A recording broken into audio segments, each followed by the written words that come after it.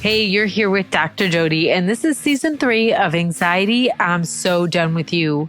This podcast is a teen and a young adult guide to ditching toxic stress and hardwiring your brain for happiness.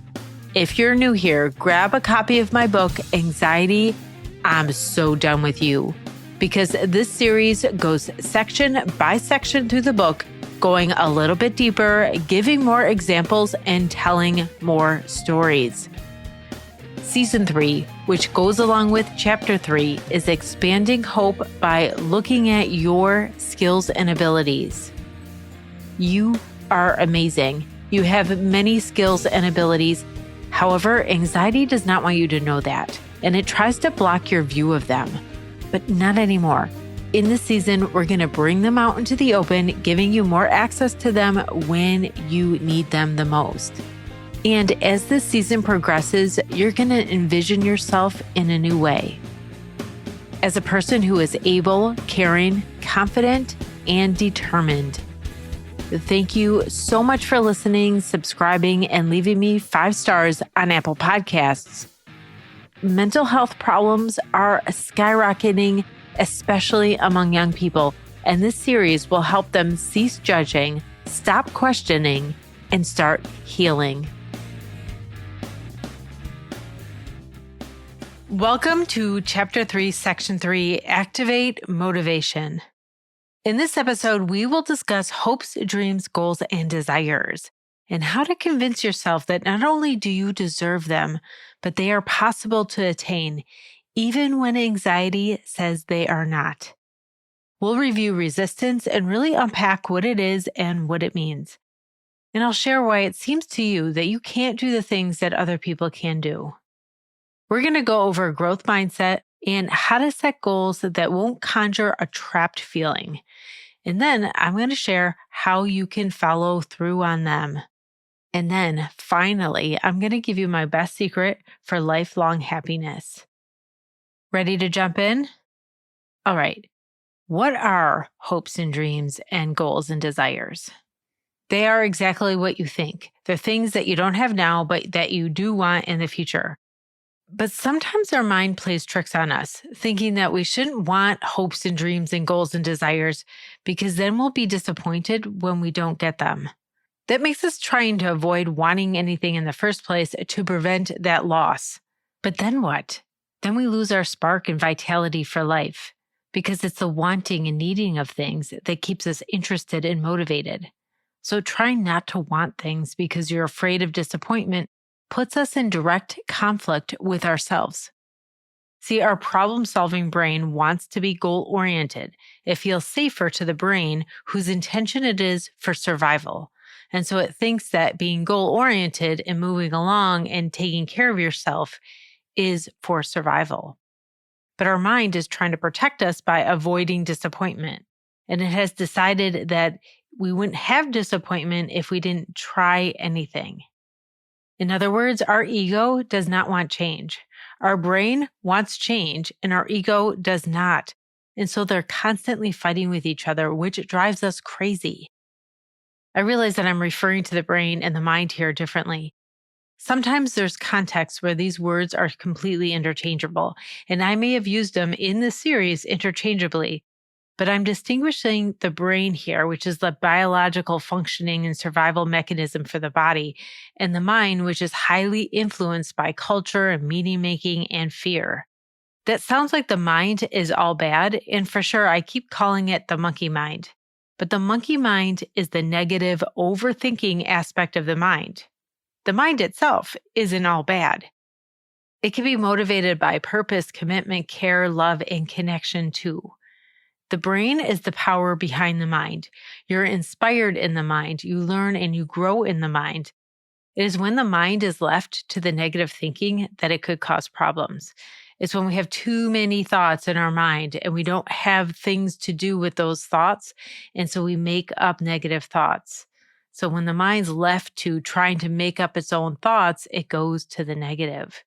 But when you take conscious control of your mind, things could get a lot easier for you. First of all, you don't feel as depressed and anxious, and also you have the bandwidth to act on your hopes and desires and dreams. I've noticed, and you probably have too, that young people have a weird relationship with motivation. Goals, responsibilities, tasks, they feel like obligation, and all too often, meaning is made around them as if those things are traps instead of opportunities or a means to a desired end. That conserving calories part of the teenage brain is looking for immediate rewards for tasks. But some tasks that we have to do, and some responsibilities, and some goals, and some desires don't have immediate rewards. We have to work a little bit longer before we get those rewards.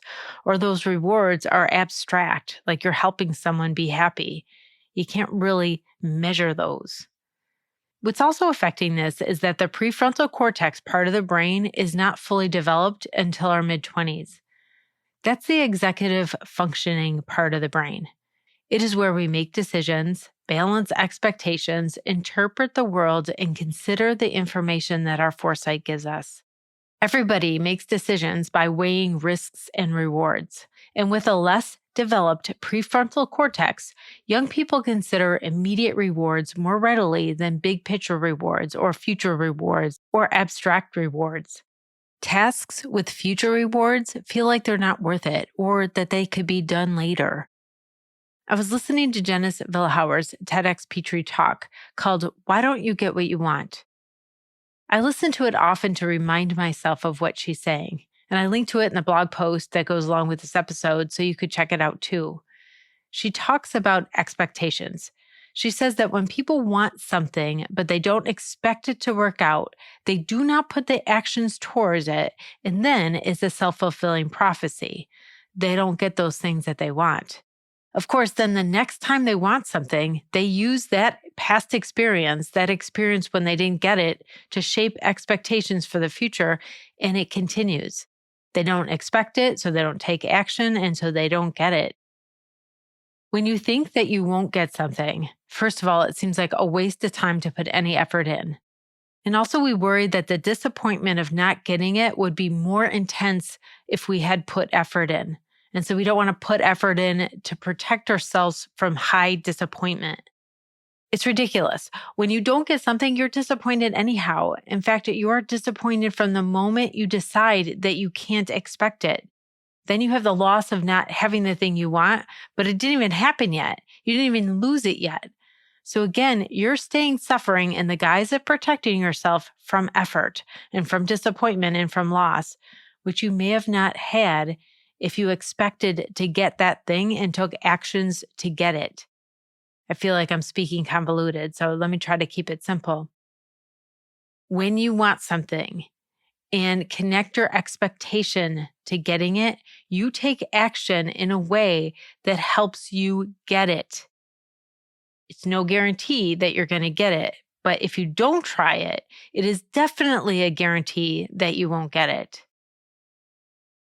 If your low expectations are affecting your actions and it's happening without you knowing it, not in your consciousness, then you would be convincing yourself that you're protecting yourself because your mind rationalizes your decisions. So if you decide not to try and not to put effort in, your mind is making meaning around that and saying, that was a good thing because I didn't really want it anyway, or that was a good thing because I'm not going to get it. It's not worth the effort. It'd be a lot of effort and why bother, right?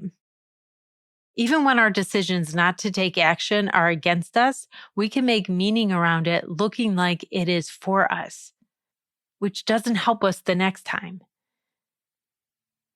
But don't forget, at the same time, something else is happening because there's another part of you that is blaming yourself for failing anyway.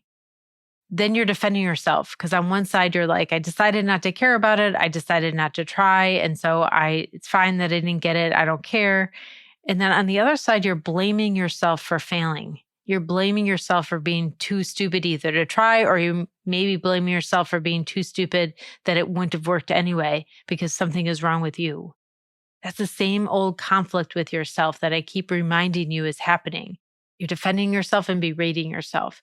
This is the cause of so much suffering under the surface that we don't even know that we're doing. It just feels awful. Luckily, you can override all of this with conscious decision-making and shifting your expectations. Words are dual. It's really crazy because I realize when I'm talking to you that you might be taking a word differently than I'm meaning it in the context of how I'm saying it.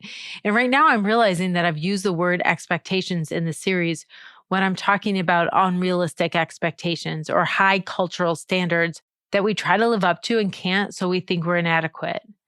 Yeah, those are expectations too. Those are high, unrealistic expectations.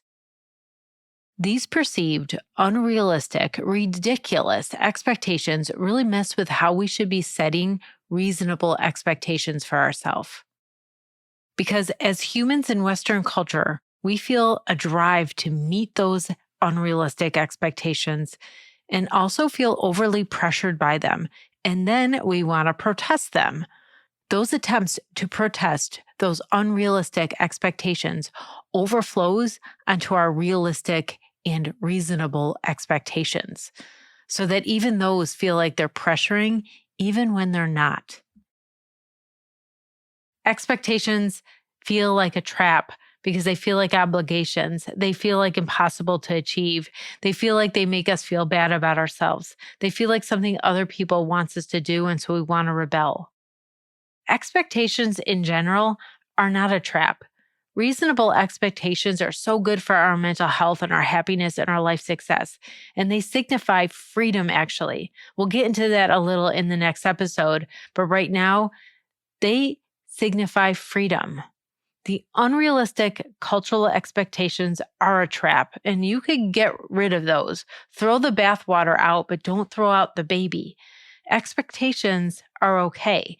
Expectations help us take actions towards what we desire. Realistic expectations feel completely different than unrealistic expectations. And expectations of other people that are unrealistic hurt us very badly, but realistic expectations of other people feel fine and feel great. Let's dive into this a little bit more. Think about something coming up for you in the next week. Think of an event or a project or something like that. Now think about your expectations. How do you expect it to go? Do you expect it to go your way and to be really great? Do you have positive emotions about it? Or do you expect something to go wrong? In your imagination, think about what would happen if you had negative expectations about that event, if you changed those to positive expectations.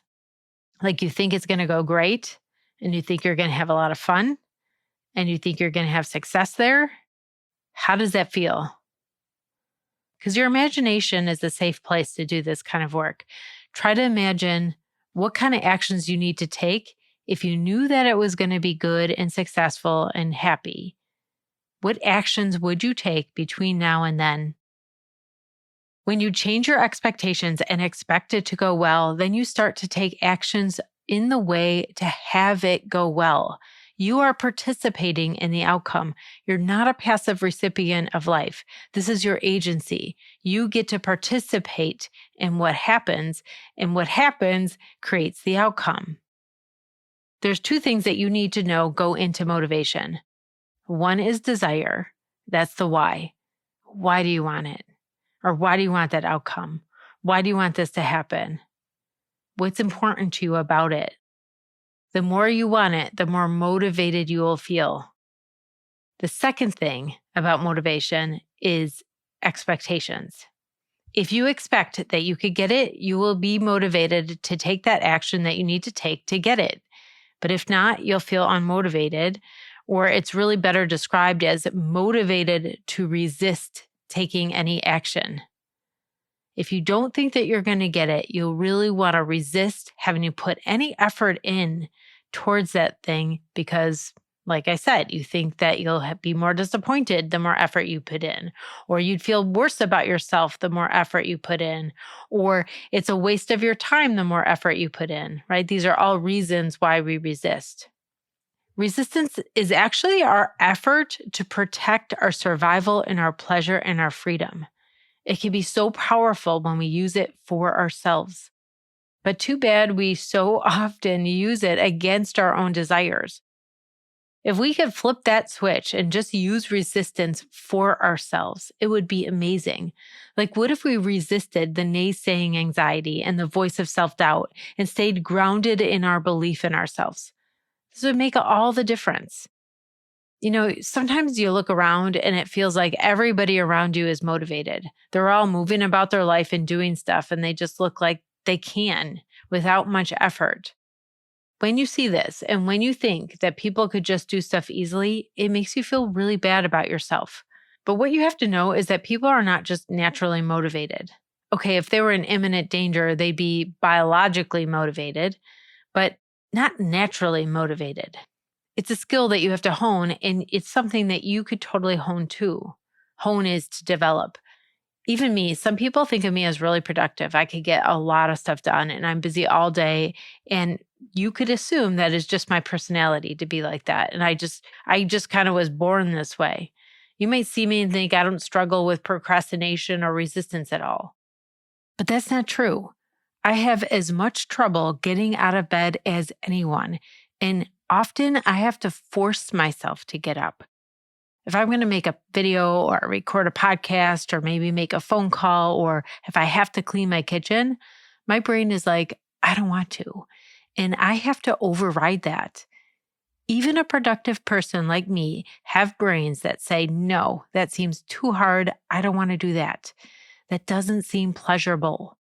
And then we have to figure out when is our body saying you need rest, and when it's that biological resistance that we have to override or we stay stuck. So many times because you and everyone else is so tired right now, we mistake it for needing rest when it would serve us more to override it. Everything I do, I have to use my decision-making part of my brain to override that resistance. My husband and I joke sometimes when we leave each other in the morning. We say, I don't want to. It's a joke, and we always laugh because we actually love what we do, but it's also a terrible habit if you think about it, because our body and our subconscious mind is hearing us say that. So in effort to protect us, it's building up that resistance and making it harder to get our day started. People use hyperbole all the time like we do, but it's not helpful to our psyche. Hyperbole is an exaggeration that we're not supposed to take literally. And our body doesn't know this distinction, however, and it takes it literally. Like when we say, I'm so tired all the time, we don't really mean all of the time, like all of the time. We mean most of the time, or just a lot of the time, or a good deal of the time, or it feels like all of the time. That hyperbole of saying all of the time hurts us worse than if we said, I feel tired a lot of the time. Let me give you some more examples of how our resistance affects our actions. I was recently leading a supervision group, and somebody named a kid's behavior impossible to stop. Impossible to stop. Said this about a child. The child wasn't impossible. The behavior was impossible for the teachers to stop. And I said, I know you're speaking in hyperbole, but your body hears you say that, and that's going to affect how you approach that kid. Here's another one. Years ago, I used to say to myself, I don't have any time. I don't have any time. I'm running out of time, or I'm overwhelmed, or I don't have enough time. And I realized what this did was start to create that reality for myself. Saying I don't have time suggests I'm a victim of my schedule, of not having enough time. And it wore me down. I was really worn down. I was exhausted, and I felt out of control. My stress level increased, and the reality of not having time was created. That became it. And I actually engaged in things that wasted time. Like I'd spill my smoothie, so I'd have to take all the time to clean it up. What's real is that I was actually controlling my own time. I was filling my own schedule, and I was juggling, and I was managing all of the things. Work and little kids and a house, everything. Yet I still said, I don't have any time. I don't have any time. I was partly saying it for sympathy for my own exhaustion, and the other part was to acknowledge how much I was doing. I craved that validation to stave off burnout, but saying I was busy wasn't doing it for me, because this phrase was stressing me out more than my business and my kids and my house were. I realized it and I stopped saying that because I wanted my body to stop hearing me say that. It totally changed how I related to time and how I created my schedule and really decreased that toxic stress that I was feeling. It made me so much more calm and so much happier. Here's another example. My daughter says she is tired all the time. It's on repeat. I'm so tired. I'm so tired. I'm so tired. After I give her some validations for her feelings, because yeah, she engages in a lot of things that are exhausting and it's good for her and she loves it. But yes, it's exhausting. Yet she keeps repeating it over and over. And eventually it creates like a spiral down and I need to interrupt it. And so I tell her, it's going to make you feel worse by saying that. Your body hears it and it's more and more disappointed as it feels different and like something's wrong. It's worried, it's stressed, and it feels like something's wrong with you because you're tired and you get more tired and resist more and get more exhausted. Do any of those examples sound familiar? Do you ever say to yourself, there's no time, but there really is? Do you ever say to yourself, you're tired? And of course you are. Of course you're tired. This is kind of a tiring world. Of course you're tired. But how does your body receive you saying, I'm tired, I'm so tired, I'm so tired, right? Your motivation drains right out of you when you do that. Okay, let's shift gears slightly because this is really all about motivation and talk about growth mindset.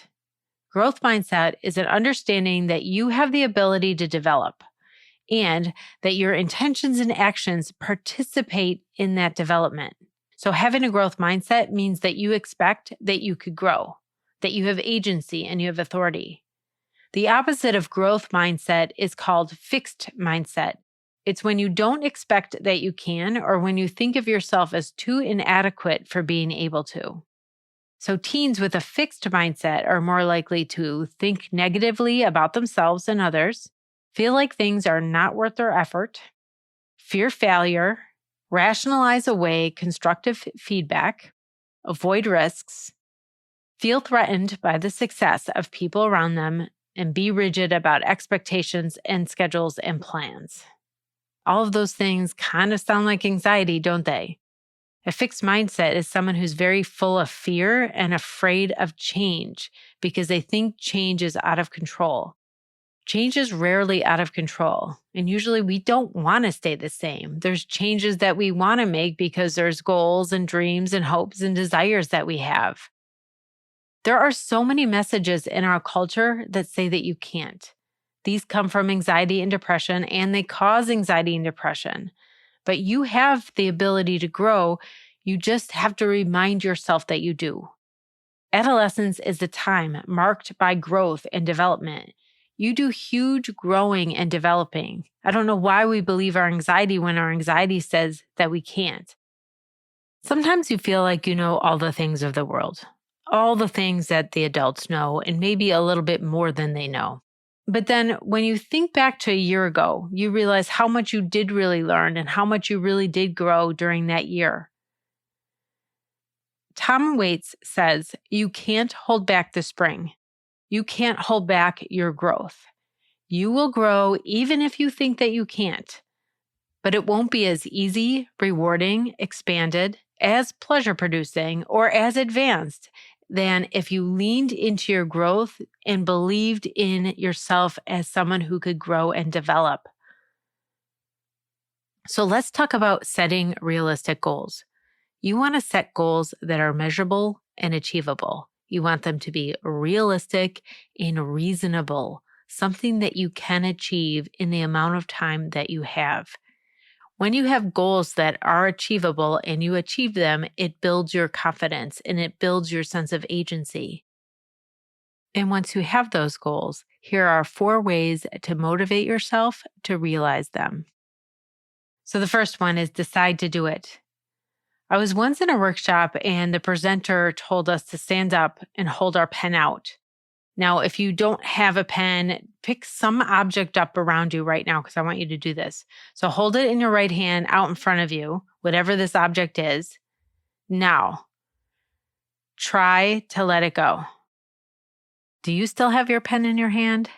At this workshop, we all still had our pen in our hand. it was a powerful reminder that trying is not doing. Trying is just trying. And so a lot of times we use trying as an excuse not to do something. So you got to be aware of that excuse. If you're like, I tried, or I'm going to try, there's often a protection in case you fail that. The trying indicates you haven't really decided that you want it. You have to go back to that why. Why do I want it? And can I get it?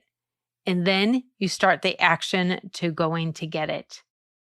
The second one is write it down. There has been a lot of research that says using a to-do list or writing down your goals or writing down a task that you want to do increases your chances of doing it 11 times.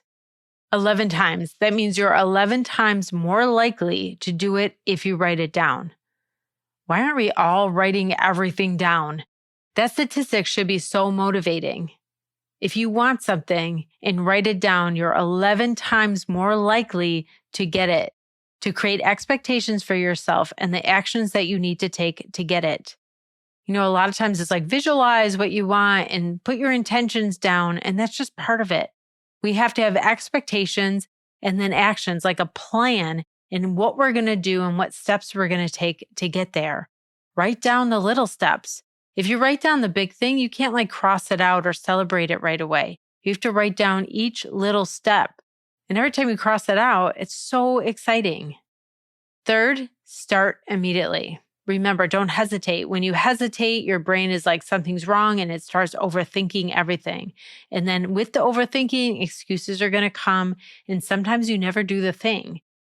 Anytime you hesitate, it puts a wrench in the wheels. You want to start immediately. Just get started. Sometimes the most energy that you have to put towards a task is getting started. Once you're started, it's easy. And sometimes I try to convince myself, just start, just do it for 5 minutes, just start it. And if I start it without thinking too hard, then I could keep going. It's like having to jump over a hurdle before you could walk downhill. So number 4 is celebrate your wins. I have to tell you that I've done this for the last 20 years, and man, I think this is the key to my happiness. I celebrate everything that I accomplish. It feeds me. So if I do one little thing and then I say, wow, I did that. Look, I cleaned that corner of my desk. That's awesome. It gives me this boost of energy for the very next task. Celebrating your wins is pretty easy. You don't have to do a lot. You don't have to do this lavish celebration or give yourself a huge treat. You can do those things. If it's a big thing, yes, you want to do that. Like if you get through high school and you go to graduation, that's a huge celebration because that was a big deal. But sometimes your celebration could be small and you just taking like a pregnant pause and saying, yep, just noticing yourself. Because so much of our life, we do a task and then we think about all of the other tasks that we didn't get to yet. Like, oh, I finished episode 3.3, and I'm like, I got so many left to do. If I celebrated, this is amazing. Look at how many I got done, and they're great, and I'm going to really help people with this podcast. That's a huge difference, right? That gives me energy and the energy that I need for the next episode. But if I'm like, I have 18 left, that feels heavy. I have 18 left, and these have taken so long. I'm beaten down. I have no motivation. I feel like such a failure, and I feel like I don't want to do anymore because it was hard. I tried this myself. I was listening to that TEDx talk about expectations, and I thought about recording this as I'm doing right now. I thought about recording this podcast episode. Because I've been batching this series and recording them over a couple weeks, I'm really feeling the amount of effort that I'm putting into them. And so I thought about doing this, and I thought about my expectations. And it's like, is it going to go okay? Is it going to take me long? Am I going to do it swiftly or easily? Is it going to be really hard to write or think about what I want to say? Those expectations really were heavy on me. It made it harder for me to sit down and do it. I kept wanting to get up and go do something else, anything else. But I thought about you, and I thought about the things that I have to tell you and really, really want to tell you. And I imagined it going really well. I imagined me recording this and just speaking into this microphone and it going really, really well and it being easy. And then I sat down and I wrote my notes for the episode And I had some other meetings before I recorded this, but I just pushed record and I started. Hope it's okay. Hope it's all right. Hope you like it.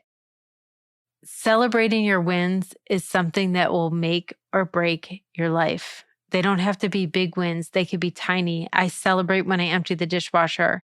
Anytime you're impressed with yourself for any little thing you do, it feels good. Celebrate that you clean the kitchen. It's awesome that you clean the kitchen. You're not getting a big ego or anything. If you clean the kitchen and you look at the kitchen and you think, that is amazing, I cleaned the kitchen, that'll give you energy for whatever you have next. And that'll keep you feeling happy instead of thinking of all the deficits. If you clean the kitchen, you said, I didn't do my homework yet, and my mom wanted me to clean my room, and I didn't do this yet, and I didn't do that yet. That's heavy. It's exhausting. It's not going to give you energy for the next task. So what do you think? You ready to celebrate? So celebrate this episode with me because I am at the end of the episode that I was planning and trying to have good expectations for. In this episode, we discussed hopes and dreams and goals and desires. We discussed how to convince yourself that not only do you deserve them, but they are possible to attain, even when the anxiety says that they're not. We talked about resistance, really unpacked it. We went over growth mindset as opposed to fixed mindset. Then we talked about how to think about goals as something you consciously are choosing instead of feeling trapped.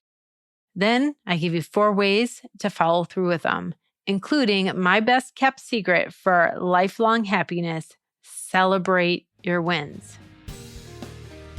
Thank you so much for listening to this podcast. Anxiety, I'm so done with you, with me, Dr. Jodi.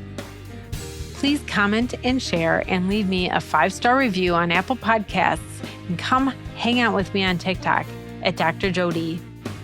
We're going to keep going with this topic in the next episode.